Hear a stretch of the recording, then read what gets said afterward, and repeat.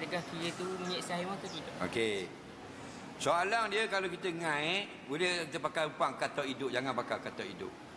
Kerana hadis tadi dah wala taqtulud dafadi. Jangan kamu bunuh katak. Katak yang makan di ikan tu hal dia. Jangan kita pula yang jadi orang tengah. Okey, sebaik-baiknya elokkanlah. Nah, ni ada soft rock. Soft rock lagi mudah makan. Nah, jangan beli hak dalam Shopee tu $2.9, hak Australia tu $29 seekor.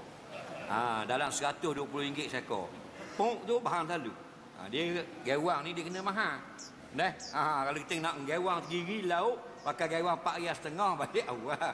Gewang tak ada 250 300 seekor. Baru sedap dia bahan macam ikan kembung betul. Jadi kalau boleh lah jangan gunakan katak hidup. Jadi kita pergi cocok untuk atas belakang, kita buat gewang lagi, buat casting lagi, lepak lepuk. Benda tu Nabi pesan jangan bunuh katak. Takut-takut masuk perbuatan yang haram.